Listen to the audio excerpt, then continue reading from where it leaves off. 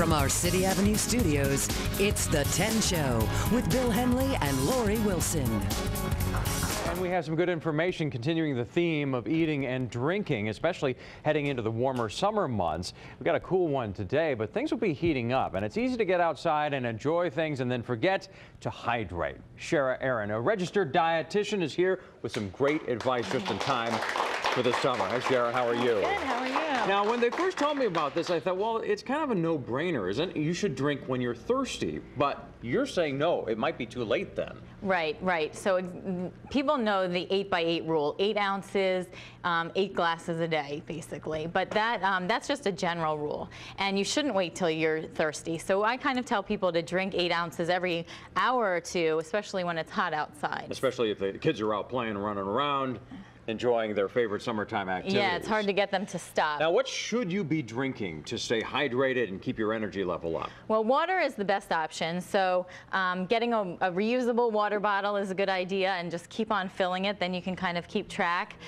Kids, I think for kids, it's a great way to get them to drink water is they have these water boxes that are really like those cute. Juices. They do, but they're water, and some of them come in flavors, so if your kids like flavor, or they come in regular ones, so they don't feel left out when their friends are drinking those juice boxes. And a great way to maybe wean them off of those higher calorie juices and sugary drinks. Right, and juice is really not that hydrating, so water is actually the best option always when it comes to. And for adults, is water the best option too? Absolutely, and so I have here a pitcher with some fruit in it. That's a good way, a very low-cost way to flavor your water if you don't want to just drink, good old tap water. And you're not adding a lot of calories there either. No calories, exactly. So you want to watch the calories, and we're going to talk about that when we get to the other end of the table. But yeah, these don't have any added calories. You can find ones that are sweetened and unsweetened, but you want to watch the calories on those and just getting a little bit of extra flavor. It's unsweetened and lightly flavored. Right. So that's okay. Right. You're getting a hint of flavor, but not getting those calories. Now, you hear a lot from some companies that say, well, you need the electrolytes, so you need the athletic drinks. Right. So if you're outside and you're exercising or you're doing sports, then having a drink that has some of those electrolytes in it can be a good idea. The other thing that's the advantage is because it's lightly salted, it actually makes you thirsty, so you'll drink more.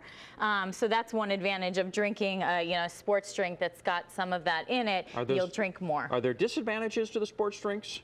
Well, there's calories in them. So if you're not doing sports and you're not running around, water is still the best option. So, and don't drink those endlessly. There's still calories in them. But if you're doing an hour of soccer or whatever and you're sweating, then having a sports drink is a good idea, and some water. Now, I understand they did some research and they looked at long-distance cyclists and to determine what would be the best thing for them to drink. Right. And the results were a little surprising. Right. So it's interesting. So if you want to keep going, good replenishing drink is chocolate milk. Chocolate milk. Right. That's the headline right there. Right. It's got protein in it and carbohydrates. It's a good ratio. So they found that cyclists were able to go 50% longer when they drank chocolate milk as opposed to a sports drink or even water. So moms, when the kids are out running around and they ask for some chocolate milk, don't sweat it.